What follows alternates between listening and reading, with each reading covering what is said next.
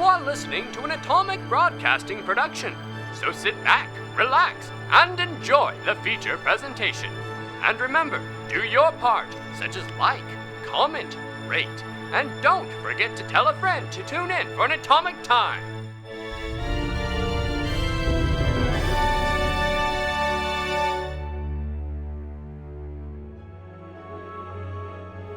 Now, where were we? Yes. The party managed to escape with Trov and ask him for information. They learned that the Erickson family had major plans for a party in a month's time. Petite, stop sweating so much, please. I don't have my almonds. Almonds prevent you from sweating? It prevents Brennan Lee Mulligan from sweating. I thought it prevented Brennan Lee Mulligan from having like a diabetic episode. I thought he was diabetic. Maybe it helps. Petite doesn't really know. Do you need a personal fan? I do. Jordy, can you not talk and just blow on me this whole time? Or could you just get one of those really big, like, Egyptian pharaoh fans? Hey, I Nolan. thought those were leaves. I left. Well, that yeah, technical leaves you are fan me? fans. The giant palm leaves? Yeah. Do we, Just come over here with a plate. From over there. Is it working? It'll just be wind I got in Michael's you, mic. Petite. I can't even feel. Oh, no, I felt it.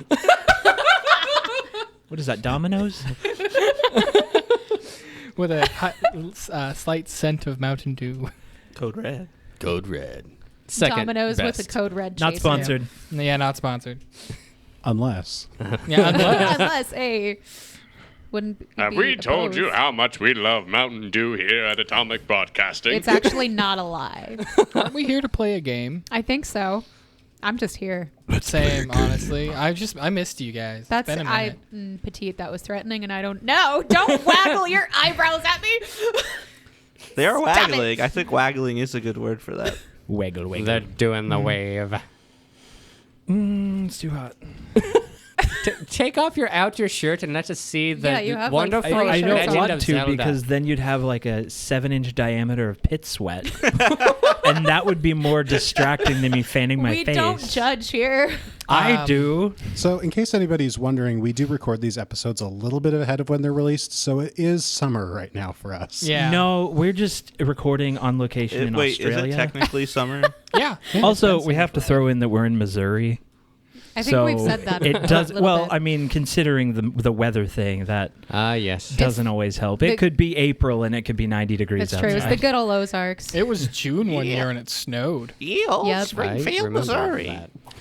I have Speaking, seen. Stop doxing people, Sam.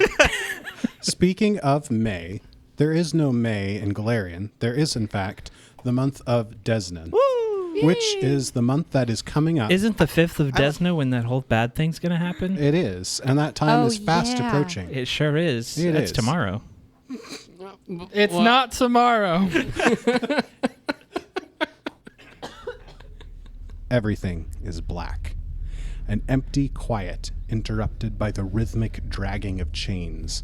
One sullen step into the darkness after another. The jeers are sudden and piercing. Murderer! Killer! Deserter! Kill him! These are repeated amongst a growing crowd in a small town. More than 50 people gathered around a stage in the center of their town. We look up to the stage through the people surrounding us to see a man wrapped in chains, muttering to himself. I didn't kill her. Someone took her. They took her, please. I need to find her. Need to be whole again. The lawman gives a quick and decisive blow to the man's gut. He begins to speak to the crowd, but Hamir can't hear them. He doesn't listen. He cannot listen. Father, a gentle whisper drowns out the call for death. Hamir's eyes grow wide as he sees a young woman in the crowd. He recognizes his daughter, but there's doubt in his mind. Her bright hair is darker. Her fair skin is pale with dark veins marking her skin.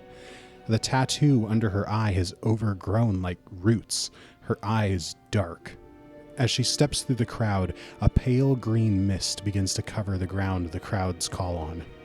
Whispers in a long-since forgotten language drift on a foreboding breeze. No, not her. Please, not her. Hamir tries to pull away as he sees her garb, her dark, rusted armor adorned with the markings of Urgathoa, the pallid princess of the undead Hamir warred to end. As she stalks closer, he sees the scars of undeath, her face torn. Her words come not from lips, but bone. This is your legacy. This is destiny. Do not run. Do not resist. Give in. Rest. No. My oath may mean little to me. But my daughter, she means... Nothing. You don't care about her. Selfishness does not win a daughter's heart. Years of self-pity in an empty home, wallowing to prove your motivations. You only fear the truth. No, what truth are you...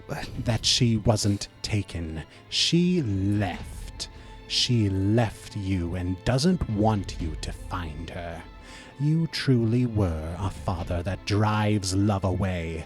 Do you think the people in town laughed when they received the letters you were sending to your dead wife? Don't you wonder why they never responded to let you know? Like moving in slow motion, the people begin turning to the rising fog.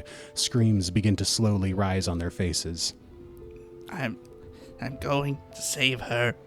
If you did anything to her. The ancient whispers grow louder, but Hamir understands what they ask. I did nothing to her. This is your doing. You're wrong.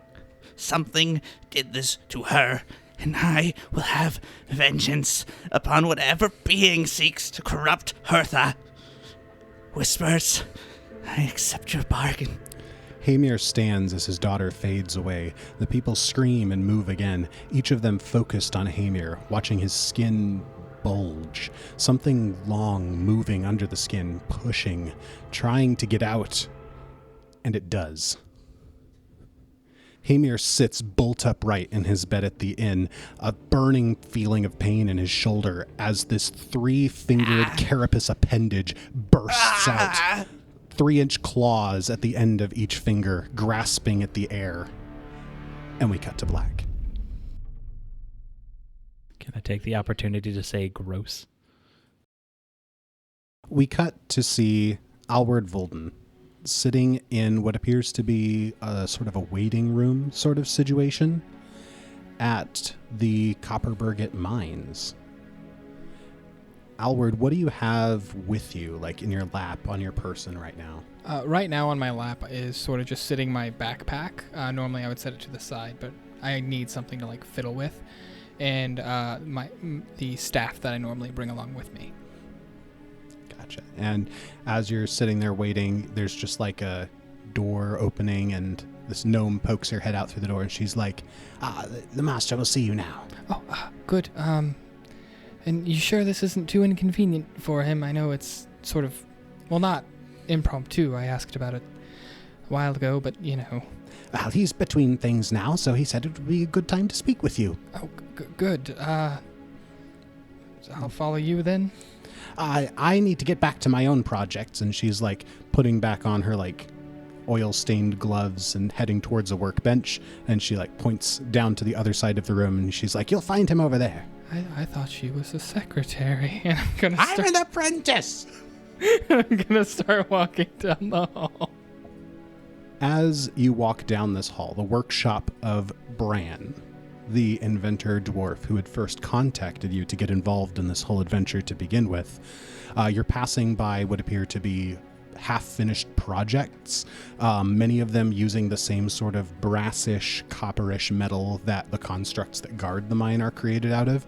But as you're getting deeper and deeper, you're seeing more and more ambitious constructions. There seems to be something that we as the audience would recognize as like a primitive motorcycle. Alward, of course, just sees some sort of wheeled vehicle as he goes by. But you soon come across Bran, who is sitting on a stool, just kind of staring at this squat construct. It's only like 6 feet tall, which is much shorter than the ones that guard the entrance to the mines. But this one seems to be much bulkier and like far more imposing of a figure. And he's just kind of like munching on a sandwich as he's just staring at it in thought. Before I make my introduction to Bran, can I try to roll to see what this construct could be used for? Sure, go Like ahead and what make the a intended crafting purpose? check. 18. Ooh, nice. With an 18, you would recognize the structure of the arms and then like looking at the design of the hands of this construct, and you realize that this is like a digging construct. Making something to help the miners? Bran, despite his focus on the construct, doesn't seem surprised at your approach and just like nods a little bit as he takes another bite, finishes chewing, and is like, revolutionizing the way that the mines are run. That's what we do, isn't it? Men of intellect as you and I. And he turns to look at you. We revolutionize things. My landlord seems to think so. I have a question and then a favor to ask of you. Of course. Ask away. What, and I'm going to grab in the backpack and pull out the orb he gave me. What is this, and why did you give it to me? Well, I mean, I think I know what it is, but why did you give it to me? And what do you think it is? It's something to power, and then I like point to the construct, like that, but maybe smaller. Kind of nods a little bit and reaches into one of the constructions next to him and pulls out a smaller orb than the one that you have. And he's like, this is the crown jewel of my work. This is the secret sauce behind all of my constructions. It's what makes everything run. Just that one? No, these sort of things. Oh, yeah, that makes sense. You might call them the power source. Now you seem like a very trustworthy chap. Don't shake your head at that, Sam. That's, I was wondering, with your technical expertise, and hopefully I didn't catch you at a bad time, if you could aid me in making a staff with the one you gave me. Ah, sort of a spell-casting focus, something to help draw your power through the ether and channel it through that power source, I see. Kinda, but something more of like a traditional staff to like, hold spells. I suppose it could work that way, too. But would that be a possible... I don't know why you... I don't make constructs, as far as I know, so I don't know what else to use this thing for. Well, I'm sure you'll find out as further on down the line. You're a young man of promise, and I'd like to help encourage sort of the blooming promise I see in you. So, to that end, let's sit down. Have you drawn up any designs for this staff? And then I'm going to reach into my backpack and take out like 25 sheets of paper that are all different blueprints for the staff. And explain each one. This one I was thinking maybe if I were to do this, and this one I'm thinking maybe lean in more to this, and this is just some notes on how to, and like I sort of just continue to mumble on as such. And as Alward is like showing all of the details on the blueprints and the diagrams and like showing notes and everything, the camera starts kind of like orbiting around the table, passes behind a support beam, and now we're like doing a close-up on their faces, and we see the look on Bran's face as he's looking over everything, and he looks like really like proud of Alward in a weird way, of like, wow, you've come along further than I thought you would, kind of look on his face. And the camera continues orbiting and passes around another structure. And before we receive the results of this staff, Jenkins, I'm going to need a crafting check. Oh boy. Also, you're using our whole budget on my tiny scene. I believe in you. Do it. Ooh, that's good.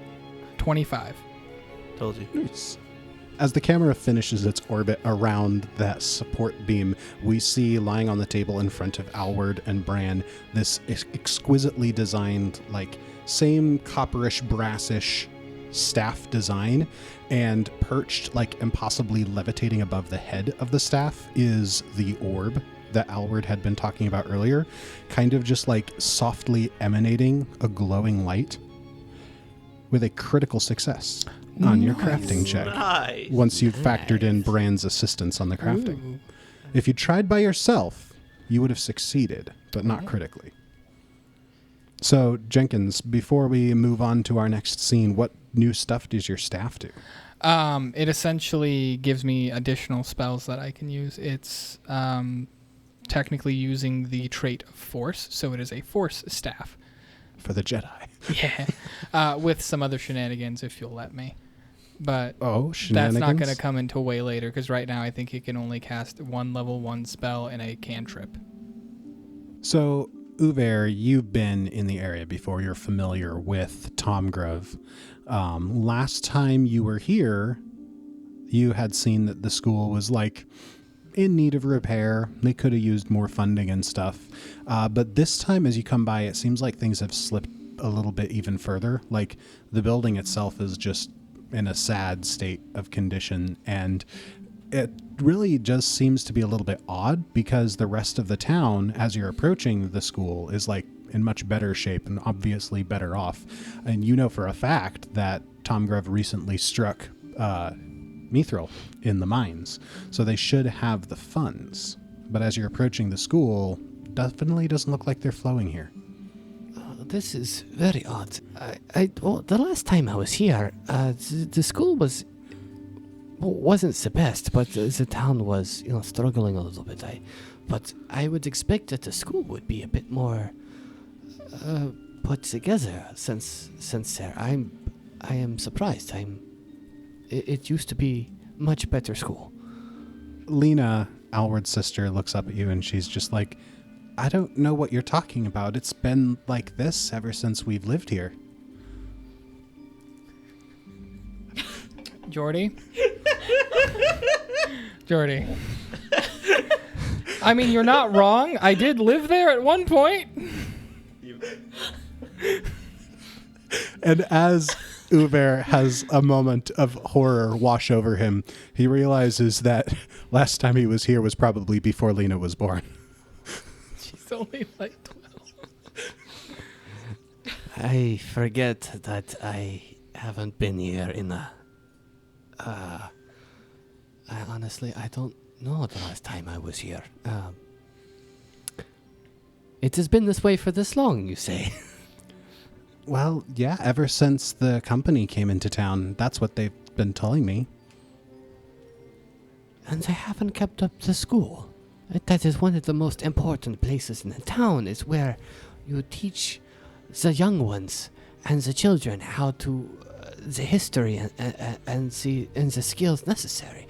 It's how you build a town, and they wouldn't invest more into this.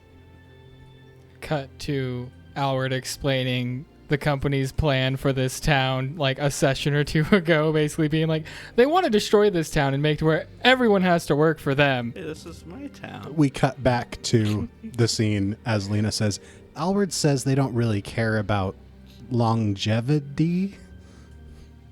Well, that is a good word. Longevity. But that is preposterous. Why would they not want to worry about the longevity of a town that is so prosperous as this one now?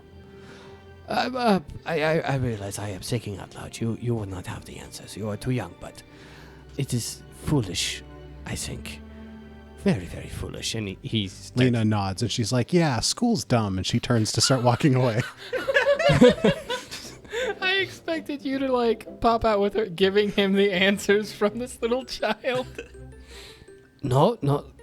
School is not dumb. I think the state of thinking about school as not being useful is dumb. But school is very useful. School is what got your brothers where he is today. At that, Uver kind of stops and thinks. School is what made your brother as knowledgeable as he is, young though he may be. School got Alward in trouble?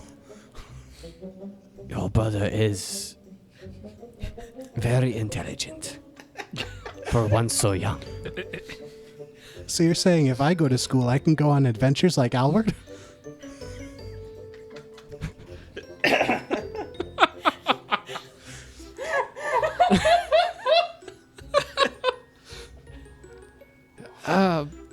that I think is a conversation that you could have when you're more grown up.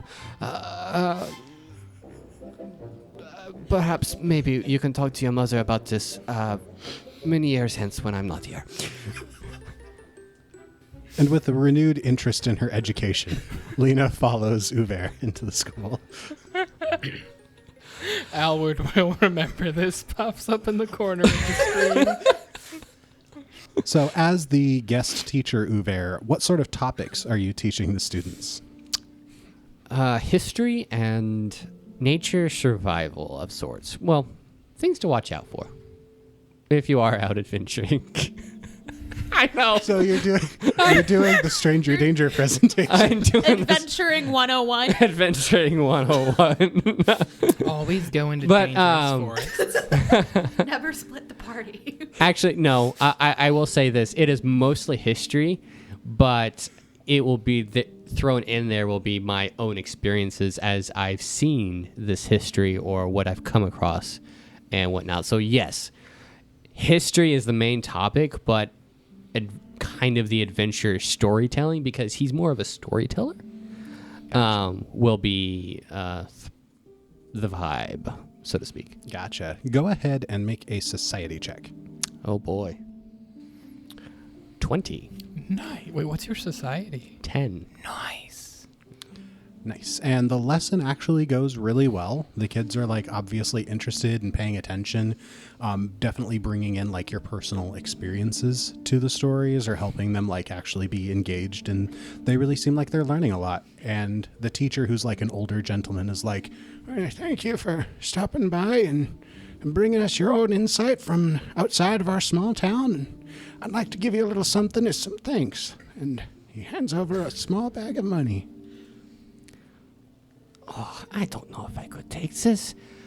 I tell you what, if I realize that I don't want to negate your generosity, but this school, I think, could use this more than me. Perhaps for some new writing utensils or desks for the children. Are you sure this is our budget for hiring in guest speakers? Listen, I would like to donate it to this school itself for its improvement, continued improvement, and for continuing to improve these young ones here. He reaches out and he takes your hand, puts the bag of gold in your hand, and then takes it back out. Thank you for your generosity. Does that mean we get to fix the hole in the wall I have to sit next to? He gets There's drafty. this one kid just like dressed and like really bundled No one up. remembers about poor Diedrich. It's so cold.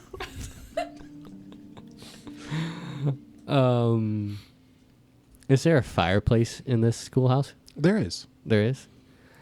Is there fuel in it? Yes. There's You diesel. mean wood? There's diesel.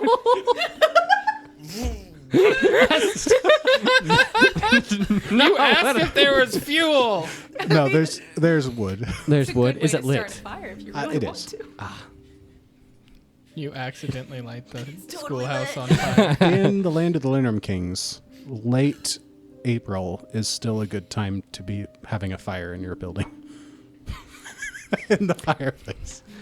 I like to keep my fire out in the center of the house. Really, They heats haven't it up. invented Franklin stoves yet. The Uver takes a look at that child next to the hole in the wall, since that's canon now. And he said, and he just looks at the teacher and says, "I think that perhaps some structural improvements could be useful." Man, you're really gonna go into this schoolhouse and just talk about how horrible it is? Nope. First, you get my There's- sister I mean, on wanting to Diedrich go on brought an it up adventure. Now you're insulting this teacher. There's more to this. Keep going. Of course, yes. We can finally patch that hole.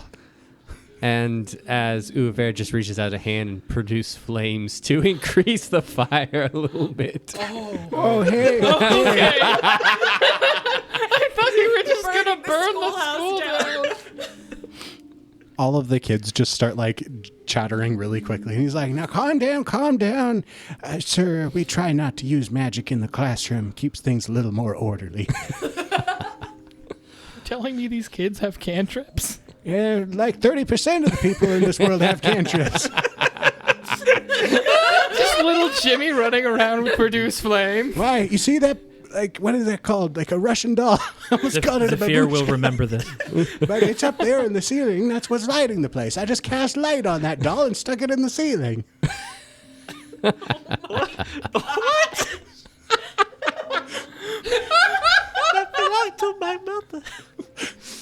What is happening?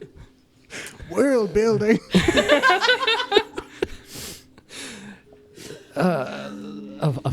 Of course. And he dispels it, but made sure it stayed a little bit near the Well, you've already cheerleader. What done did it. you dispel?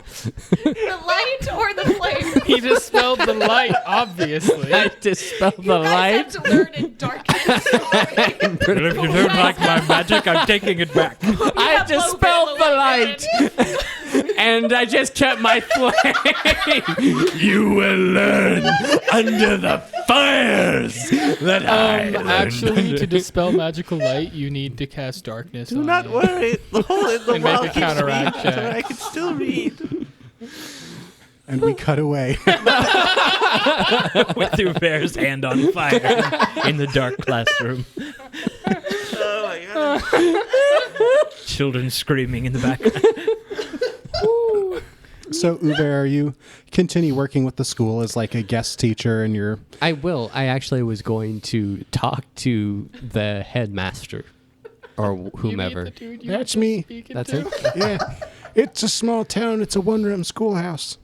After school was done, right before I took her back home.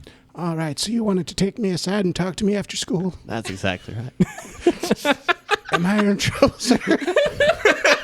I've had my share of that. Teacher will run off and leave. This is beautiful content. Oh my goodness. Why is the school not being kept for like the rest of the town? Well, you see, the town itself has fallen in hard times in the last couple decades, and everything was, moving along slowly but surely, making things better, until the Infernal Mining Company swooped in. They bought up half the property, took most of the means of production, and kind of just sort of consolidated it to themselves, and they're really bleeding the town dry. All the profit and the money that's being made is sent off south to Cheliax. But the rest of the buildings around here are a little more upkept. But the schoolhouse, I mean, I know I was here a long time ago, but It's a bit of a, you might call it a facade. If the town looks nice, then they can convince people to come and work here. But if you were to take a closer look, you'd see these buildings wouldn't last more than a few winters. but why not do the same with the schoolhouse at least? Yeah, schoolhouses don't make money. The more I learn about this company, the less I like about it. I heard tell. There's a young lad who used to work here, and he's starting a revolution against him. It's Dietrich. It goes by the name of Alward Volden.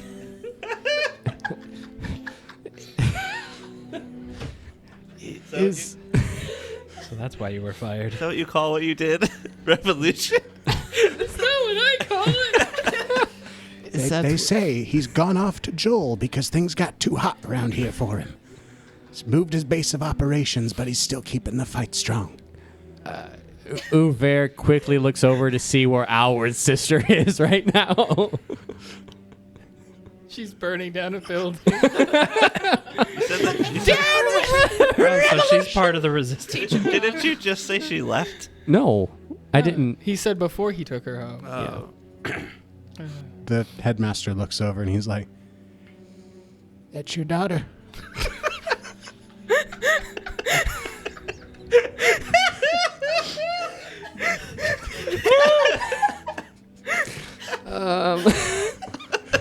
Oh, wait, I forgot you were visibly very old. Is that your great-granddaughter?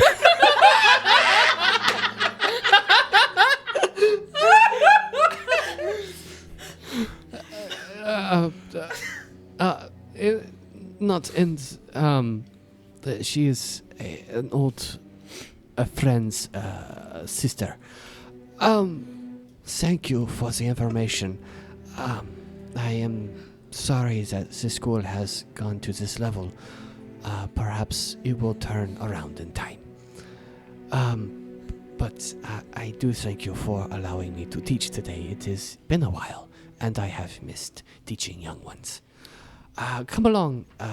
We shall go back home, young one.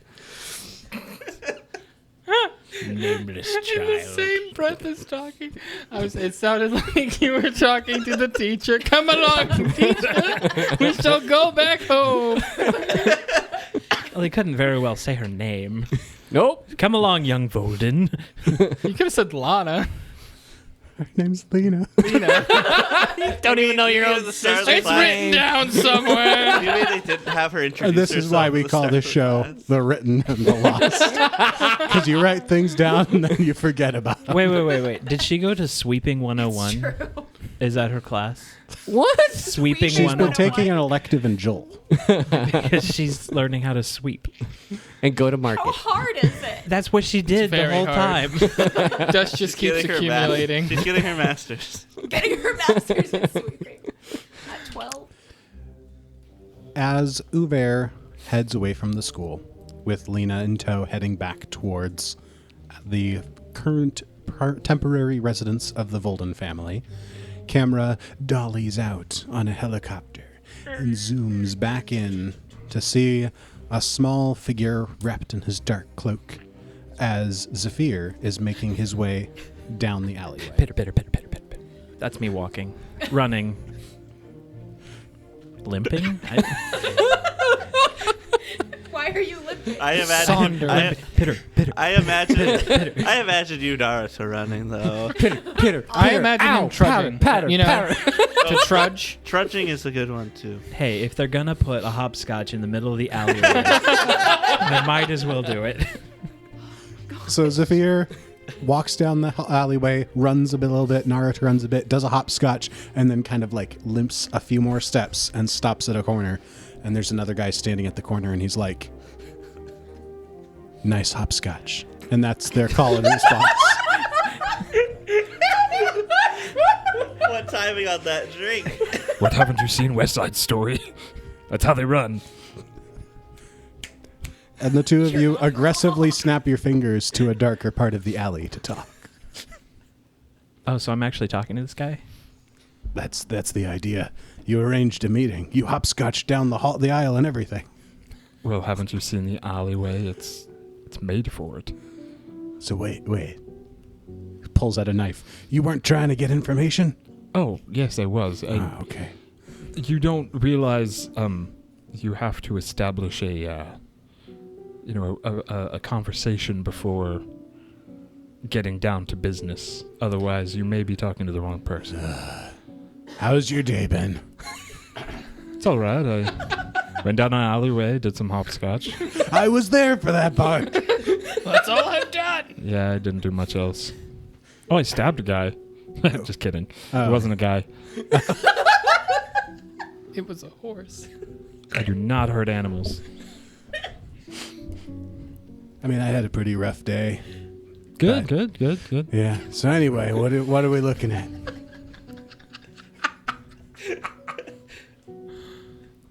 How's the wife and kids? Well, ever since I took up this new gig, money just hasn't been flowing in as well as before, and I'm really starting to rethink all of my life decisions. But enough about me. What is it you want to know? How are these guys still in business? Okay, first of all, I'm going to give you a little bit of life advice. Usually, as an informant, you also have a day job. You cannot always rely on the shadow businesses. Informing isn't my day job. This is my side hustle. So his day job is causing him issues? He's the janitor at the school. Things aren't going well. You need another side.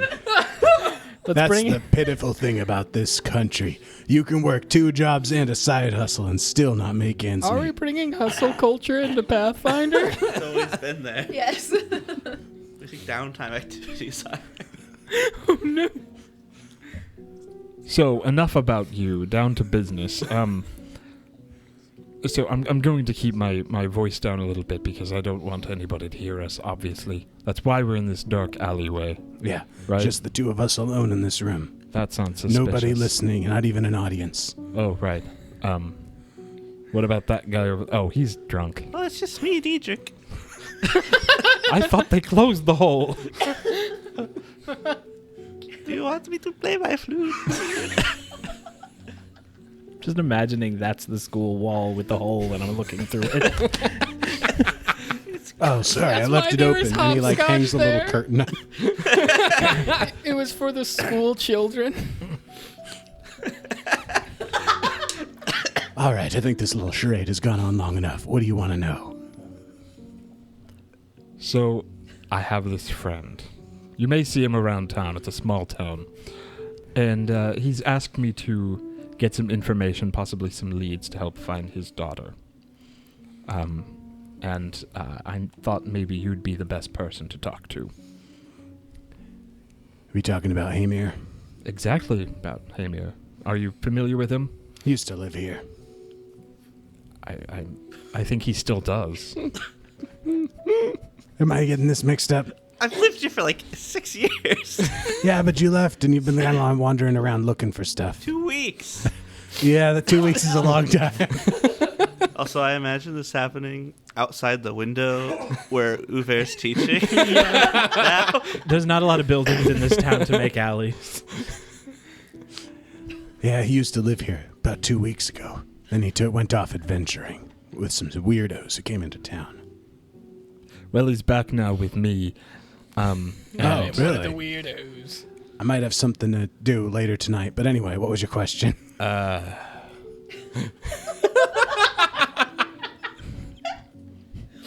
If it's talk to Alward's mom, I strongly advise you not to. Why are you just giving a shady person my name?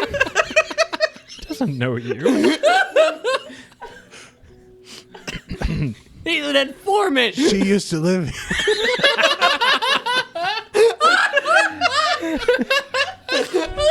I haven't talked to her since I took up this job. You're very good at your job. I don't know if You I have a want lot of information. I'll Well, talk to I your do, mom. but I don't. and Everyone it's- yeah. wants to talk to Alward's mom. Everyone wants to talk to my volunteered mother. myself to Everyone talk knows to your she's mom, single. the school. Alward's mom has got it going on. She's all I want, and I've waited for so long. Alward, can't you see you're just not the guy for me? I know it might be wrong, but I'm in love with Alward's mom. Alward's mom. I think we found our blooper. So as far as I know, she either left of her own volition or... Well, actually, I'm not really sure. He doesn't give me a lot of information. He just says that he was a bad dad. I mean, gotta agree with that one there. I'm going to need some backstory. That doesn't make any sense to me, to be honest. I mean, have you met the guy? I mean, he seems pretty great to me. We're a lot alike. Okay.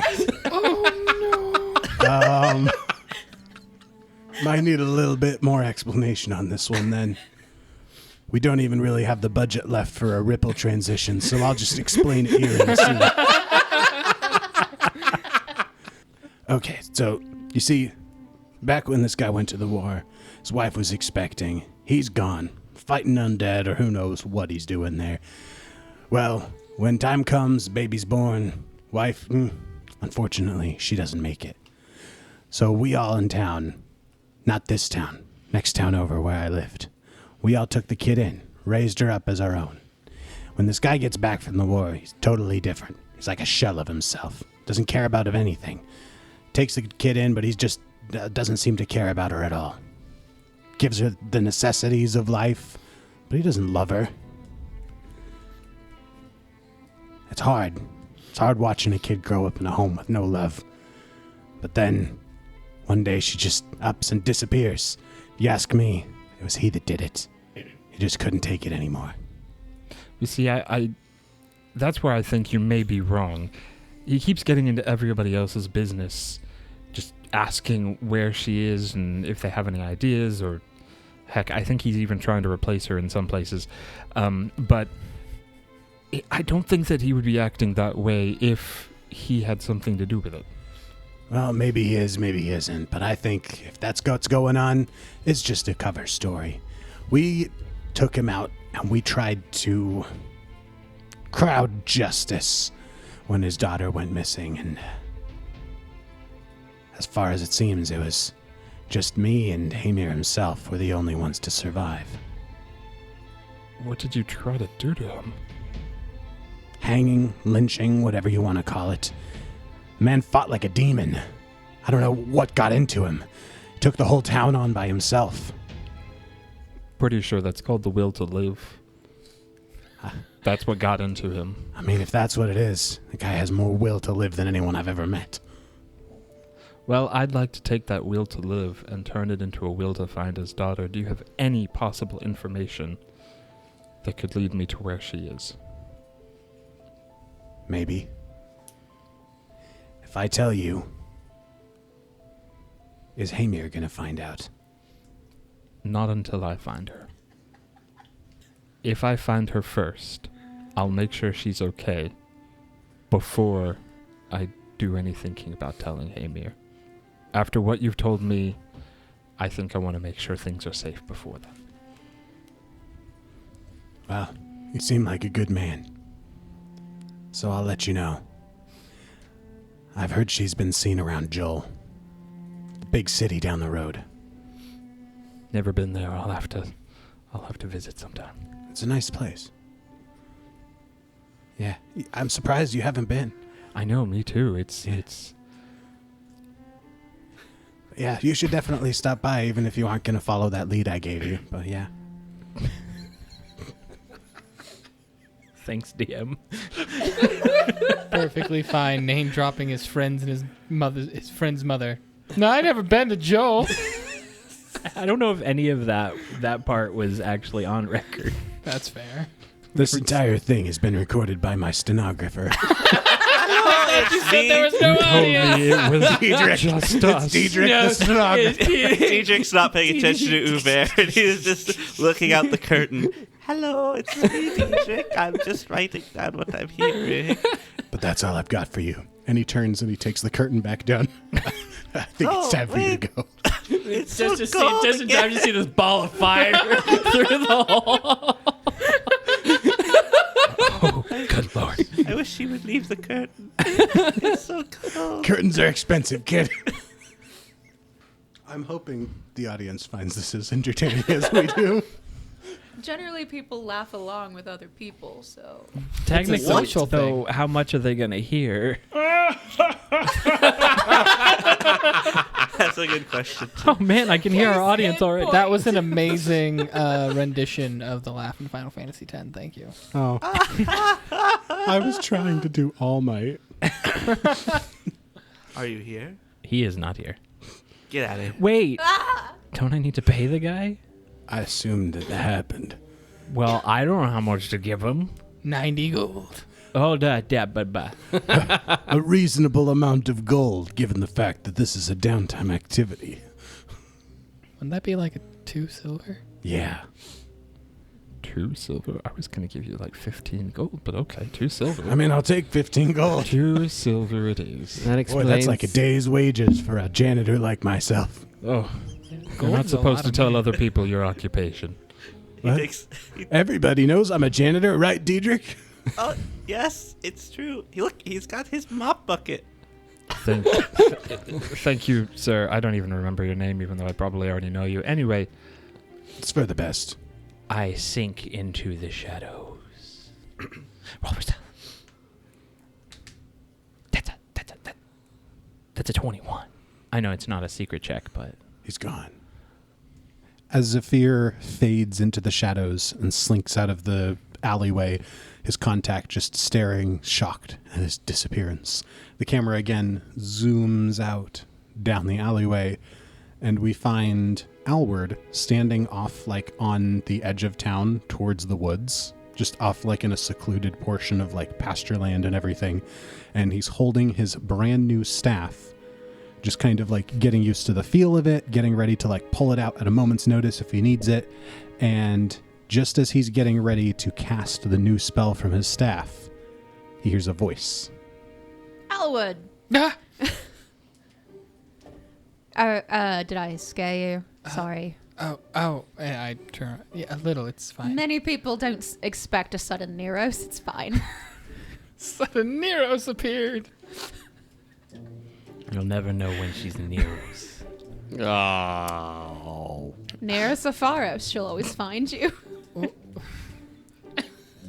Were you just following me? No, I just happened to see you.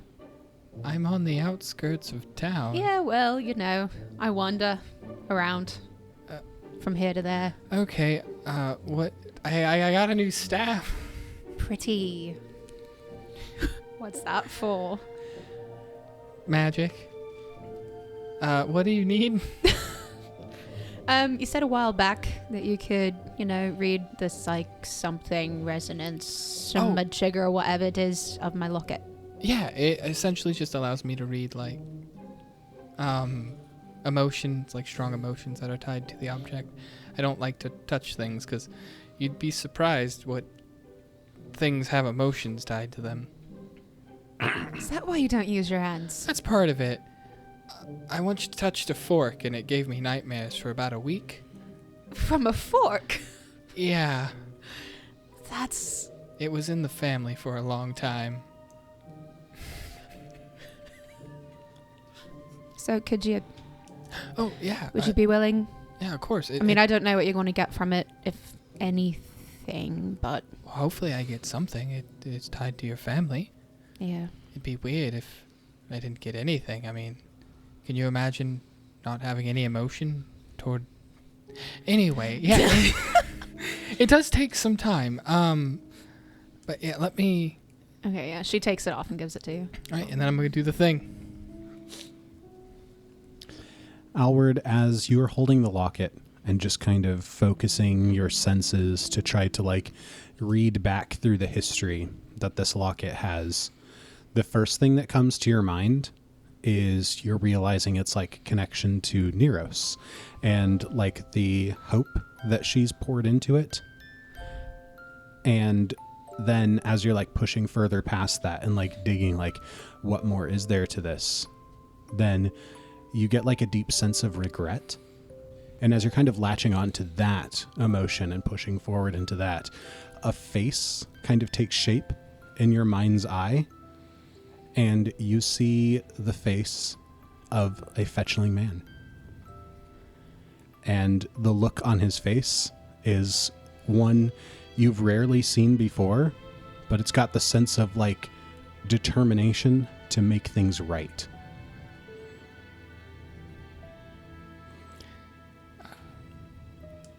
So, after coming out of it, do I see the face on the locket?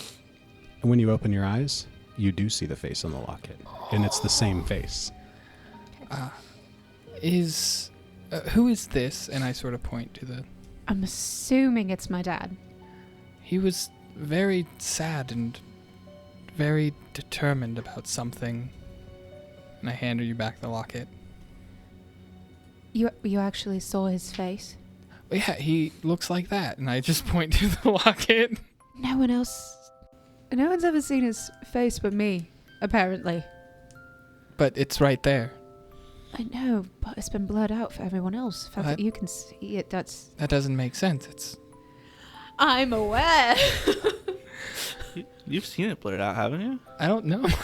She never showed me the locket. This is the first time Alward has seen the locket, and he just immediately started focusing on it. Oh. Yeah. Gotcha. Do you have any... I have time. I'm just trying to cast the spell from this staff. In fact, this would be a good... And I'm going to go ahead and cast the spell to make like a makeshift table. If you want to... To what? To like lay anything down. We can sit here and like I have time if you have time. Do you have anything else? Yeah. I don't like to do it typically because sometimes it hurts, but like this seems important to you. Are you sure? Yeah. Because you said you got nightmares from a fork. I don't want to give you nightmares. That hurt a lot, but that's way back in the past. It would be kind of funny if you got nightmares, but yeah. And I pull out the letter that she has, and she hands it to you. Oh God. Could I read it as well? Sure. Okay. I'm going to read it while focusing on it. That's typically how reading works. Yeah, but that's what I'm using to focus on it, is reading the letter. If she would have said no, I wouldn't have read it. To whom it may concern, wrapped in this blanket is a treasure unlike any other. We put her in your charge. Please ensure she is safe and well cared for. We trust her... Oop, I already messed up. We trust her to your care, as she is much safer with you than she would be with us. We choose to name her Neros, a name we pray you continue to call her by. Do not send her to an unloving home, as we deeply love our baby girl. Please tell her she is loved beyond all measure, and remind her she is destined for greatness. With deepest gratitude, Neros' loving parents. And as you begin to focus on the letter and try to see through the emotions that's attached to it, the strongest emotion you're able to connect to is one of, well, there should be one good word for it, but a fear of inadequacy, a concern that you won't be good enough to meet the challenge that's facing you. And as you're focusing harder and harder on that, there's something that just seems very familiar until the face that coalesces out of it is your father's face, Alward.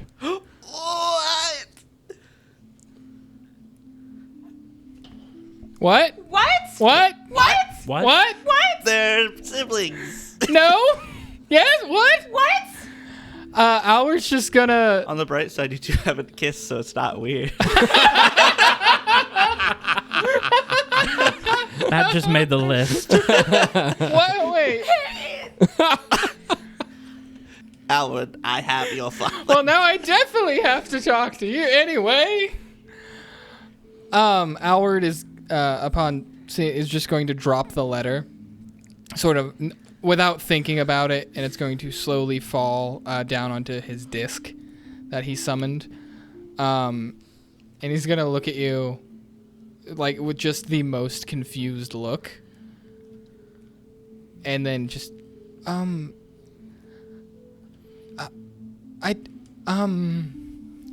What? Are you sure that man in the locket is your father? I don't know. I'm assuming, but I actually don't know. Because that's apparently my mum next to him. Right. I need to go. I need to go. But what? What do you mean you need to go? I need to go ask for... You can come along. Actually, I need to go talk to my mom. Why? Well, I saw my father's face. I'm sorry, I didn't quite get that. What? I saw my father's face. Your father? Yeah. Your father? Yeah. What does that... What does that mean? The letter says... Well, I don't see anybody who doesn't imbue the thing with emotion. So that means my father imbued it with an emotion of inadequacy. Like he wrote I don't it? know. Sister? What is happening? Wait, but you're a fetchling. What? Well, this doesn't make sense. No, I didn't. I actually literally didn't hear the word you said because I just put my headphones back on. You're a fetchling. Yeah. I'm an Aphrite. Yeah. My dad's an Aphrite. Shouldn't you also? I don't know how this works. I think we can rule out siblings. I think. Potentially. I don't know. I don't know. Jenkins, with Alward's understanding of how Aphorites and genetics and everything works, that is correct. Okay. So not your sister. No. Maybe adoptive. I don't know. I just pick up the letter again and like hold it. I have no words. My father was very old, old for like human standards. He was very young for an elf, but maybe he knew your father. Maybe, but that wouldn't explain. He could have been the one to write it for them. I have blank mind. Nothing. I'm gonna go ask my mom. Can I come with you? Yeah. Okay. Maybe she could see the locket. Yeah. Yeah. Let's go do that. Let's go do that. And as Alward and Neros head back into town, the camera zooms in ahead of them to the Volden house and up to the door. Are you gonna? As Hamir walks up to the front door. I don't need to. It's not the Volden house. It's my house. It's my house now. Hamir says, turning and arguing with the narrator. Hamir walks in. There's more Voldens living in this house than there. Oh, whatever Hamir's last name is. Because she's missing. Helvig. Okay, before we do this scene.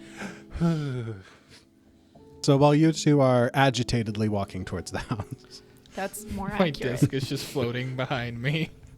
Hamir, you have just burst into the building. Or rather, you have walked in without announcing your I entry. walk in. Hamir looks over at the children. Lena, Diedrich, wait outside. Why did you bring Diedrich back? I didn't. He just followed. It's been like a week since then. Oh, okay. Well, the way he made it seems like we are walking up as you were up there. A week since him. Oh, okay. So Lena runs outside with Diedrich in tow, and they leave the house, and Alward's mother looks up, and she's just like, is something wrong? I'd like to talk to you if I could, and I figured these kind of conversations aren't great for kids to be around.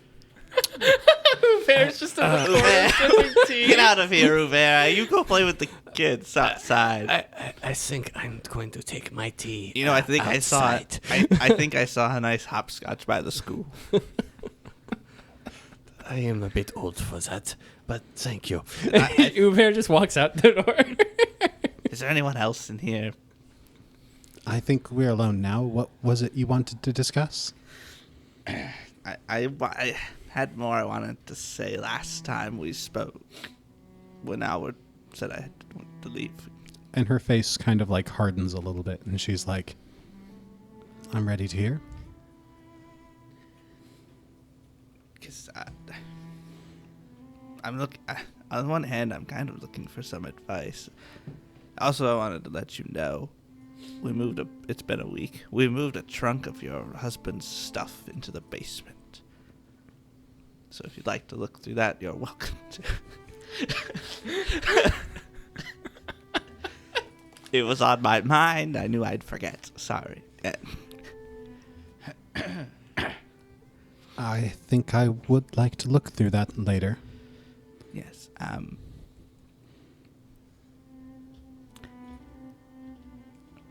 We cut to a longer angle of Hamir just like awkwardly tapping his fingers on the table. You and your family have gotten along pretty well, it seems. Yes. I haven't had as much luck with that, and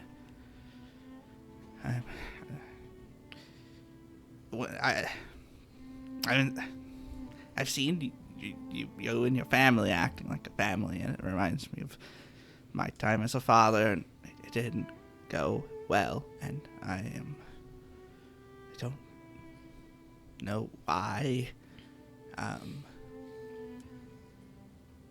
I thought talking to you about family stuff might help. Hamir, you're asking me for parenting advice? I don't know. I had a dream last night, I've had a dream that's been bugging me for a while, and I think might. If I could just start at the beginning, this might make things easier for me. I'm sorry. When I was a boy.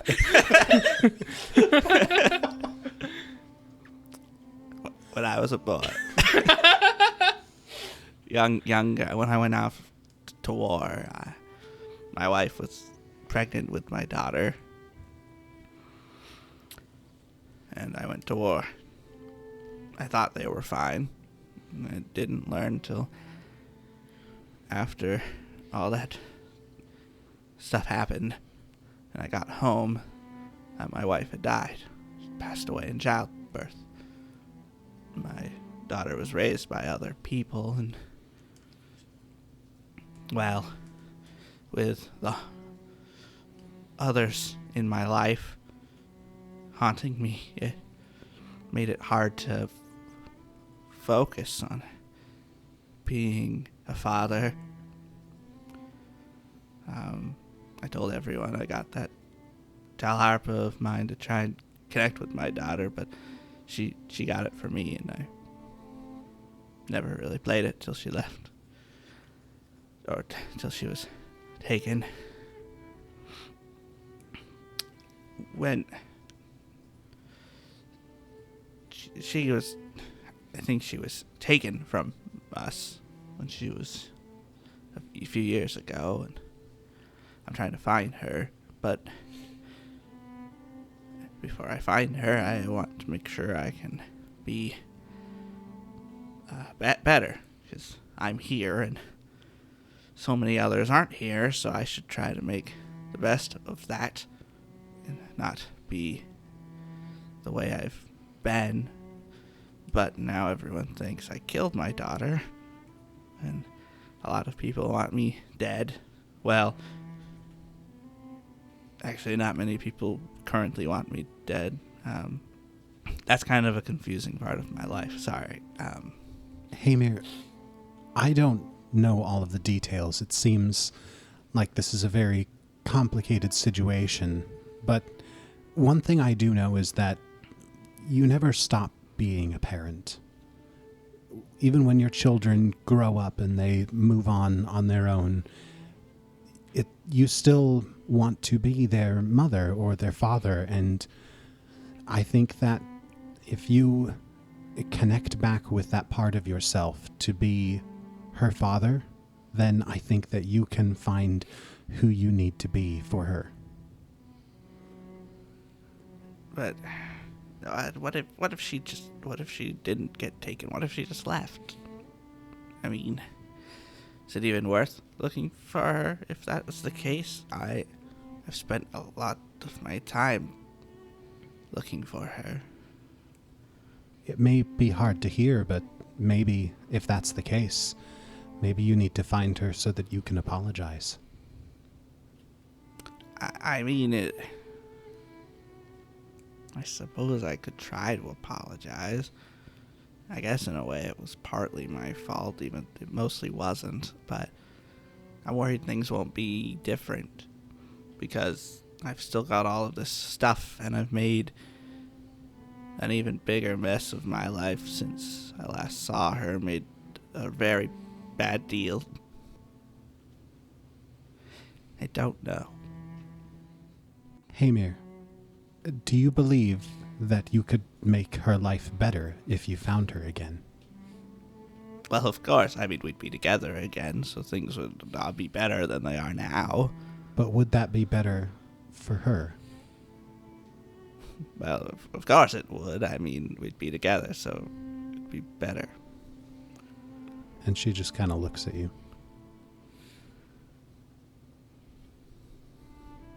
What? What am I not understanding here?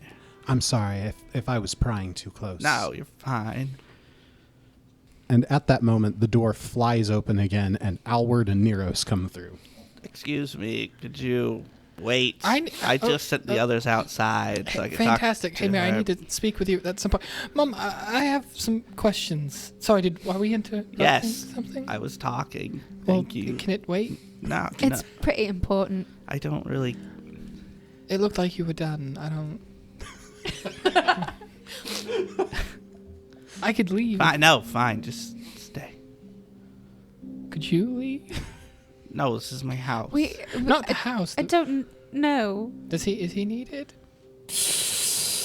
What? It involves. I look over at your father, who looks back at me and is like, I don't know. Oh, we're not all coming back in. Wait, Didn't he know your dad? Uwe, get back outside. I mean, he did, but it doesn't. He only knew him during the war. It doesn't. My tea is cold. He only knew him for like He 2 just years. shuffled to the kitchen. 10 years. Yeah, but whatever. Anyway, What is going on? questions. Questions are going You on. know how I have that thing to where if I touch something, I can like feel stuff. Did you touch another fork? No, it's not the fork this time. The fact that that's a question that she has to ask. Sorry, do you have problems It's with hilarious. fork folding? I don't want to discuss the fork with you. Anyway, Oh my goodness. she has a locket and a letter from her parents. Supposedly. Supposedly. Do you see the face? Can you show her? Yeah, and I open the locket and show. What is your mom's name? Valia. Valia. My brain was like, It's nothing. And I show Valia the locket. And she looks and she's like, Do you see the man's face in this, or is it blurred out for you? it's pretty indistinct. Okay. Okay, so Interesting. that kind of answers maybe some of the other questions. Does it? I mean, because if we assume that the only people who can see Oh, yeah. the thing are people who've already seen the man, That's true. then Didn't Uwe see the man? No. Isn't the woman's face blurred out too? No, it's just the think man. It's just the man. If we're talking about the locket, I have not seen. Are you here? the man. He Was it went without to go someone? get. He went to the kitchen. He didn't leave. So you guys like walked in and your sister's there, so she's not at school, so Everyone's just hearing this Uwe's there. conversation. I need to speak with you as well about taking my sister to that dump. Anyway, this is really more about... Anyway, so you know how sometimes I see faces, like, with the fork and... Such a weird sentence. Well, when I looked at the letter... This letter. Yeah. Thank you. I saw my father's face. So for background, this letter is supposedly written by my parents. I was left at an orphanage when I was a baby. This letter, I assumed, was from my parents my entire life, but I had him do his weird psychic thingy because he offered to, and he saw his dad's face with the letter. Valia looks very confused. I saw her father's, what we presume to be her father's face with the locket. We know my father isn't her father because she's not. And then he like gestures to his crystalline motes all over his body. But did you know? Alward, I think it might be time to tell you what your father did before the war. And that's where we'll end this episode. Oh! But I still have to yell at Uber. All right, Jenkins, and what is your new hero point card? I got called foe. So I play this before I make a strike. I choose a creature, and then I gain a +2 status bonus of attack rolls made against that foe. However, I take a -4 penalty to attack rolls made against any other creature. It lasts until the end of my next turn, or until I critically hit the designated foe, whichever comes first. So yeah, thank you all for this hero point. It's great to be back. Great to be here. I have to go take a dog out. Bye. And we'll see you all in the next episode. No, not like that. This has been an Atomic Broadcasting production. Pathfinder, Galarian, and the Lost Omens world setting are copyright of Paizo. More information at paizo.com. Music in the show is from Monument Studios' collection, as well as assorted artists, with some original tracks composed by Jordy Hake. More details in the description. If you enjoyed the show, please remember to share with a friend, and we'll look forward to seeing you again next time. I have so many emotions right now. It's okay. None of them really that good. Keep them to yourself. So you're saying if Alward were to use psychometric resonance on you, I don't get know that nightmares would like not a be a fork. good idea. Did I not predict in episode 1 there would be laughter, there would be tears? It's a And free there action. would be being confused about how we feel.